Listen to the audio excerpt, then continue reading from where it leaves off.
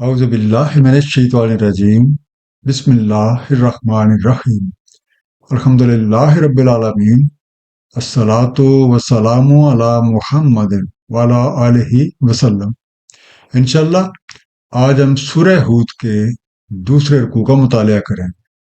اس سے پچھلے رکوع کا خاتمہ اس بات پہ ہوا تھا کہ کچھ لوگ پیغام حق سے بے اتنائی برتتے ہیں اور اس میں بیان شدہ حقائق کا مذاق اڑانے سے بھی نہیں چوکتے۔ پھر ایک دن ایسا آ جاتا ہے کہ وہ اپنے ہی کہے میں گرفتار ہو جاتے ہیں۔ اس دعا کے ساتھ کہ اللہ تعالیٰ اپنے حبیب نبی پاک صلی اللہ علیہ وآلہ وسلم کے طفیل ہم سب کو قرآن کریم کا صحیح مفہوم عطا فرمائیں۔ آئیے مطالعہ قرآن کا آغاز کرتے ہیں۔ سورہ ہود رکوع نمبر 2 جو کہ آیات 9 سے 24 پہ مشتمل ہے۔ بسم اللہ الرحمن الرحیم وَلَنَذَقْنَ الْإِنسَانَ مِنَّا رَحْمَةً، اور اگر ہم چکھاتے انسان کو اپنی رحمت، ثُمَّ نَزَعْنَهَا مِنْهُ إِنَّهُ لَيَئُوسٌ کفور، پھر ہم اس کو کھینچ لیتے اس سے تو بالکل مایوس ناشکرا ہو جاتا ہے۔ تو پہلا انڈر لائن لفظ ہے انسان۔ انسان سے مراد ہے پھولا ہوا۔ یہ بنی آدم کی وہ طرز ہے جس میں اس دنیا سے آنے سے پہلے اس نے اپنے رب کریم کے ساتھ جو وعدے کیے تھے وہ یہاں آ کے بڑھا دیتا ہے اور اپنی من مرضیوں کے مطابق زندگی بسر کرتا ہے۔ لفظ انسان کا ذکر قرآن کریم میں متعدد بار آیا ہے۔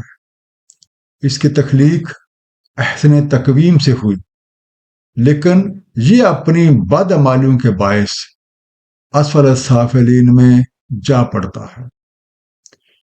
قرآن کریم کی مختلف آیات میں انسان کی جو خصوصیات بیان کی گئی ہیں ان میں کمزور، جاہل، جھگڑالو، کنجوس، ناشکر گزار، جلد باز، تھڑ دلا، قنوتی، جلد مایوس ہو جانے والا، بے چین رہنے والا، شیطان کے فریب کا شکار ہو جانے والا وغیرہ بیان کی گئی ہیں۔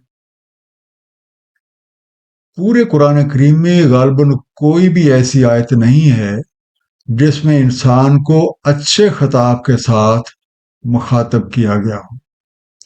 قابل غور بات یہ ہے کہ تمام نبیوں اور تمام رسولوں نے جن کا ذکر قرآن کریم میں موجود ہے، کسی نے بھی اپنے آپ کو انسان کے لفظ کے ساتھ متعارف نہیں کروایا۔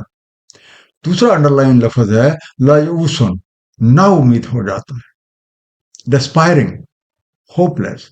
اور تیسرا انڈر لائن لفظ ہے کفور، ناشکرا، انگریٹفل۔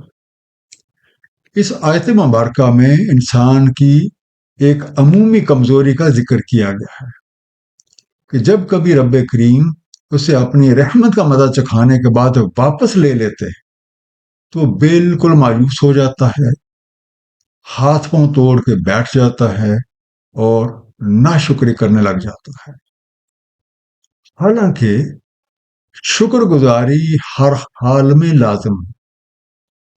اب بجائے اس کے کوئی اس بات پہ غور و فکر کرتا کہ اس کی ایسی کون سی حرکت تھی جس کی وجہ سے یہ نعمت واپس لے لی، وہ گلہ گزاری کرنے لگ جاتا ہے اور مایوس ہو کے بیٹھ جاتا ہے۔ وَلَنَذَقْنَهُ نَعْمَا بَعْدَ ضَرَّةٍ مَسَّتْهُ، اور اگر ہم چکھاتے ہیں اسے کوئی نعمت بعد ضرر کے جو پہنچا تھا اس سے، لا یقولن ذهب السیئات عنی انہ لفرح فخور، ضرور کہتا ہے جاتی رہیں مجھ سے برائیاں، بے شک وہ اترانے والا، فخر جتانے والا ہے۔ الا الذین صبروا وعملوا الصالحات، سوائے ان لوگوں کے جو صبر کرتے ہیں اور اعمال صالح کرتے ہیں، اولئک لہم مغفرۃ واجر کبیر، ان کے لیے مغفرت اور اجر کبیر ہے۔ تو پہلا انڈر لائن لفظ نعمہ، نعمت کی یہ جمع ہے، نعمتیں، بلیسنگز۔ لفارعن، خوشی سے پھولا نہیں سماتا، آپ پہ سے باہر ہو جانے والا، ایگزالٹنٹ، فخور، شیخی بگھارنے والا، بوسٹفل۔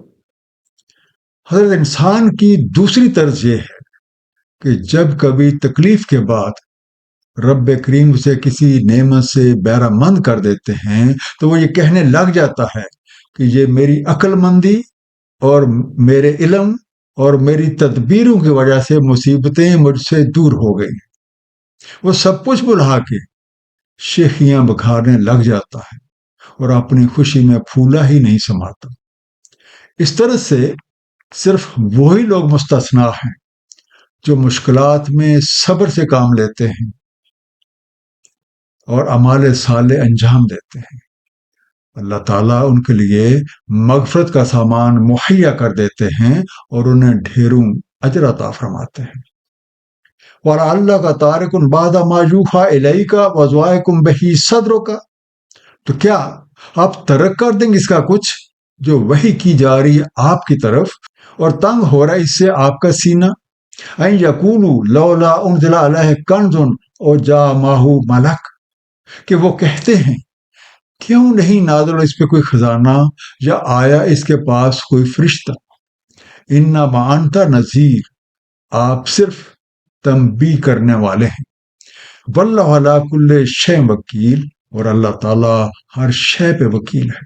تارکن، چھوڑ دینا، گیو اپ، ذائقن، کٹ رہا ہے، سویل، اہدائے حق، ان بھولے ہوئے لوگوں کی اوٹ پڑانگ حرکتوں اور یہ کہنے کی بدولت کہ آپ پہ کوئی خزانہ نازل کیوں نہیں ہوا یا آپ کے ساتھ کوئی فرشتہ کیوں نہیں اترا، تو کیا آپ اپنے فرائض بے منصبی میں سے کچھ چھوڑ دیں گے؟ یہ لوگ تو ان چیزوں کے قائل ہوتے ہیں جو ظاہری آنکھ سے دیکھی جا سکتی، نہ کہ کوئی ایسی چیز جس کا ادراک عقل اور فہم سے کیا جا سکے۔ آپ کے ذمہ صرف پیغام حق پہنچا دینا ہے، اب یہ قبول کرتے ہیں یا قبول نہیں کرتے اس کی کوئی ذمہ داری آپ پہ عائد نہیں ہوتی۔ ام یقولون افطرا، کیا وہ کہتے ہیں اس نے گھڑ لیا ہے؟ قل فاتوا بعشر سوار مثلہ مفتریات، کہہ دیں تو لے آئے تم 10 صورتیں اس کی مثل گھڑی ہوئی۔ وَادُوا مَنِ اسْتَطَعْتُم مِّن دُونِ اللَّہِ، اور بلا لو جس کی تمہیں استطاعت ہے سوائے اللہ تعالیٰ کے، ان کنتم صادقین، اگر تم سچے ہو۔ مفتریات، بنائی ہوئی، خود سے گھڑی ہوئی۔ کیا یہ کہتے ہیں کہ آپ نے اس پیغام حق یعنی قرآن کریم کو خود سے بنا لیا ہے؟ ان سے کہہ دیں اگر تمہارا یہ دعویٰ سچا ہے تو اس کے ثبوت کے طور پہ تم بھی اس جیسی 10 صورتیں بنا کے لے آؤ، اور یہ کام کرنے کے لیے اللہ تعالیٰ کے سوا جس کو چاہے بلا لو۔ قرآن کریم میں اس طرح کے چیلنج کا ذکر کئی بار ہوا ہے، مثلا سورہ یونس آیت نمبر 38۔ کیا وہ کہتے ہیں کہ یہ اس کا افتراء ہے؟ کہہ دیں تو لے آؤ ایک صورت اس کی مثل اور بلا لو جس کی استطاعت ہے تم میں سوائے اللہ تعالیٰ کے، اگر تم سچے ہو۔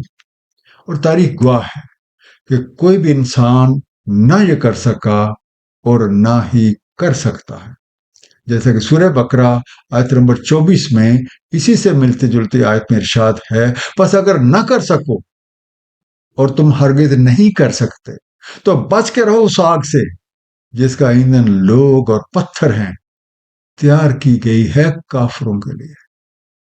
فَإِن لَّمْ يَسْتَجِيبُوا لَكُمْ، پھر اگر وہ تمہیں نہ جواب دے پائیں، فَاعْلَمُوا أَنَّمَا أُنزِلَ بِعِلْمِ اللَّهِ وَلَا إِلَٰهَ إِلَّا هُوَ، تو معلوم ہے کہ یہ اللہ تعالیٰ کے علم سے نازل ہوا ہے اور یہ کہ نہیں ہے کوئی الہ سوائے اس کے۔ وَلَا أَنْتُمْ مُسْلِمُونَ، تو کیا تم مسلمان ہوتے ہو؟ اب اگر یہ لوگ اس چیلنج کا جواب نہیں دیتے تو یہ اس بات کا ثبوت ہے کہ وہ اپنے دعوے میں بالکل جھوٹے ہیں، اور کسی کو بھی یہ بات ماننے میں کوئی تعامل نہیں ہونا چاہیے کہ یہ کلام اللہ ہے اور اسی کے علم سے نازل ہوا ہے، اور اس کے مطابق اللہ تعالیٰ کے سوا کوئی الہ نہیں ہے۔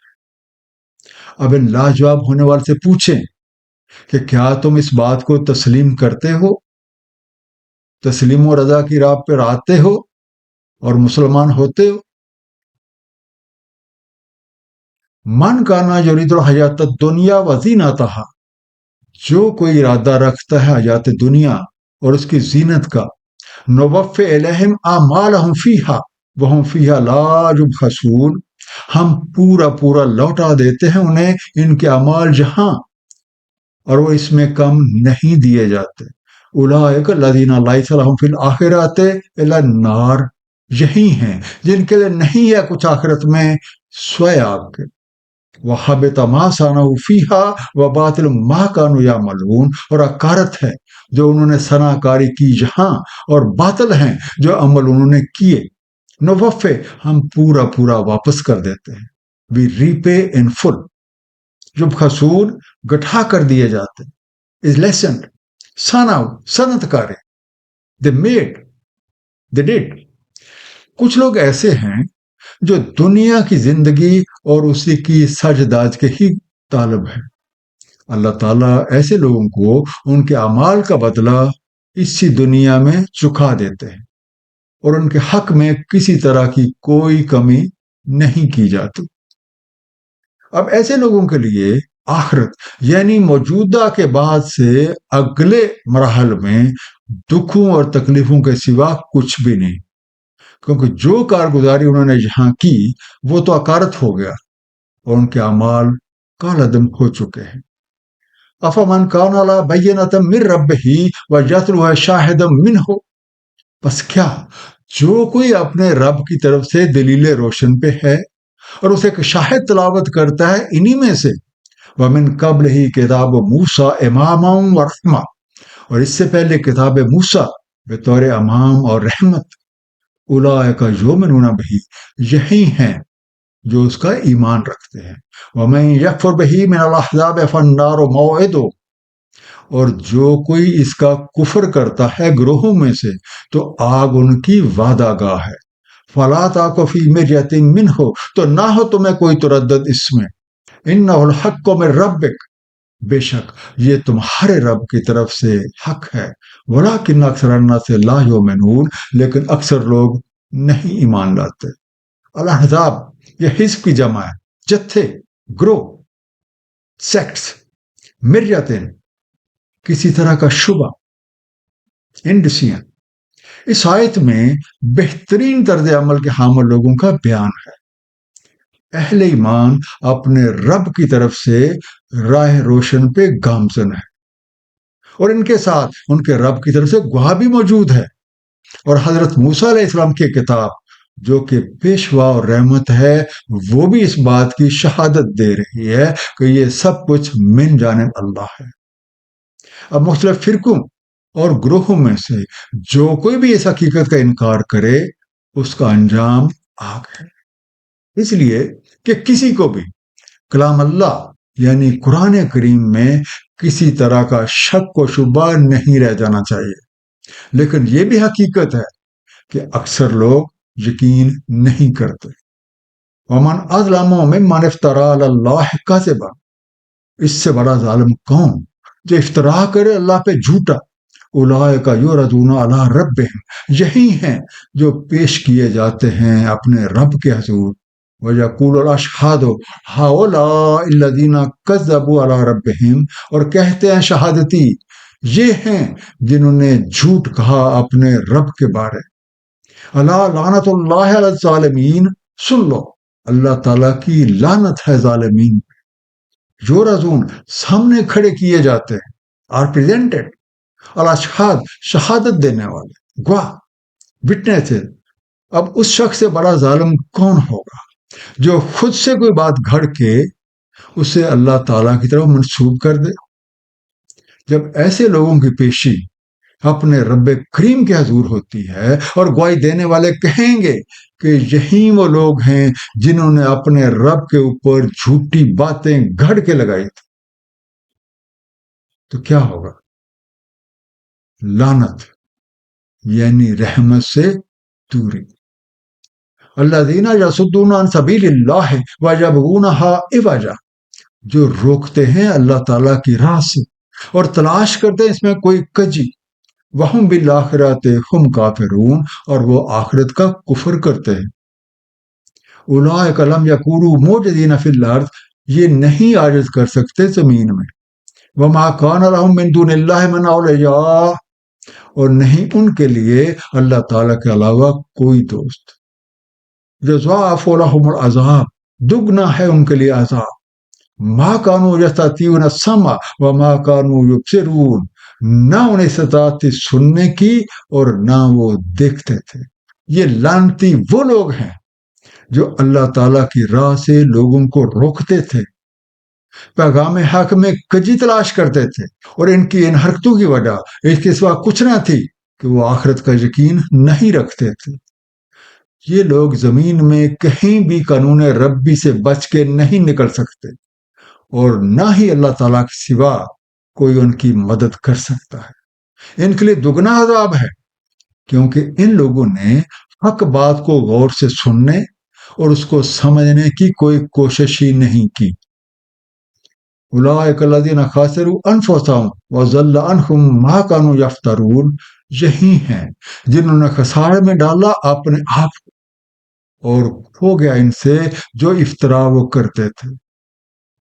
لا جرم انہم فی الآخرۃ هم الاخسرون، لا محالہ وہی آخرت میں سب سے بڑھ کر خسارہ اٹھانے والے ہیں۔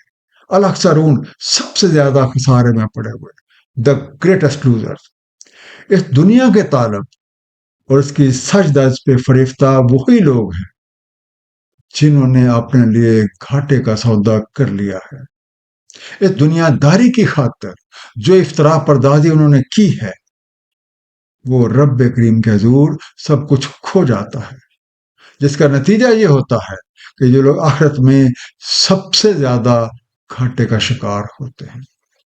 ان الذین آمنوا وعملوا الصالحات واخبتوا الی ربہم، بے شک جو ایمان لائے اور اعمال صالح کرتے رہے اور انکساری اختیار کی اپنے رب کی طرف، اولئک اصحاب الجنہ ہم فیہا خالدون، وہی اصحاب جنت ہیں، وہ اسی میں رہتے رہیں گے۔ مثل الفریقین کالاعمی والاصم والبصیر والسمیع، مثال دو فریقوں کی جیسے ایک اندھا اور بہرا ہو اور ایک بصارت والا اور سننے والا ہے۔ حل یستویان مثلا افلا تذکرون، کیا دونوں مساوی ہیں مثال کے اعتبار سے؟ کیا تم یاد دہانی حاصل نہیں کرتے؟ پتو بطبیب خاطر جھک جانا، humble themselves۔ یستویان، وہ یکساں ہیں، وہ برابر ہیں، دے ایکول۔ ان بھولے اور بھٹکوں کے برعکس جو لوگ ایمان لاتے ہیں، ہمارے صالح انجام دیتے ہیں اور اپنے رب کے حضور عاجزی اور انکساری اختیار کیے رکھتے ہیں، وہ جنت میں رہنے والے ہیں۔ تو کیا وہ دو فریق جن میں سے ایک کفر کی راہ پہ گامزن ہے اور دوسرا حق کی راہ پہ گامزن ہے، ایک اندھا اور بہرا ہے اور دوسرا بصارت والا اور سننے والا ہے، تو کیا دونوں برابر ہو سکتے ہیں؟ یقیناً کبھی نہیں، اور نہ ہی ان کا انجام برابر ہو سکتا ہے، نہ ان کے حالات برابر ہو سکتے ہیں۔ ایک مختصر سا خلاصہ اس رکوع کا، ہمارے معاشرے میں پائی جانے والی ایک طرز ناشکری کی ہے کہ جب کوئی مصیبت پہنچے تو اللہ تعالیٰ کو پکارنے لگ جائیں، اور جب اپنی مہربانی سے اسے دور فرما دے تو سب کچھ بلا کے پھر سے پہلے جیسی حرکتوں میں مشہور ہو جانا اور پیغام حق کے بارے میں طرح طرح کی باتیں بنانا۔ اللہ تعالیٰ کے برگزیدہ بندے ایسی باتوں کی پرواہ کیے بغیر اپنا کام کیے جاتے ہیں۔ اب جو کوئی بھی پیغام حق کو قبول نہیں کرتا تو دراصل وہ اپنے ہی لیے دکھ اور مصائب کا بندوبست کرتا ہے، جبکہ وہ لوگ جو حق پہ ایمان لاتے ہیں، ہمارے صالح انجام دیتے ہیں، مخلوق خدا کی بھلائی کے لیے سرگرم عمل رہتے ہیں، وہ اپنا ہی بھلا کرتے ہیں، اور کامیابی کی راہ پہ استقامت انہیں منزل سے قریب کرتی جاتی ہے۔ اللہ تعالیٰ ہم سب کو قرآن کریم کا صحیح مفہوم عطا فرمائیں اور اس پہ نبی پاک صلی اللہ علیہ وآلہ وسلم کی سنت مبارکہ کے مطابق عمل کی توفیق دیں۔ صدق اللہ العلی العظیم صلی اللہ تعالی علی حبیبہ محمد و آلہ وسلم.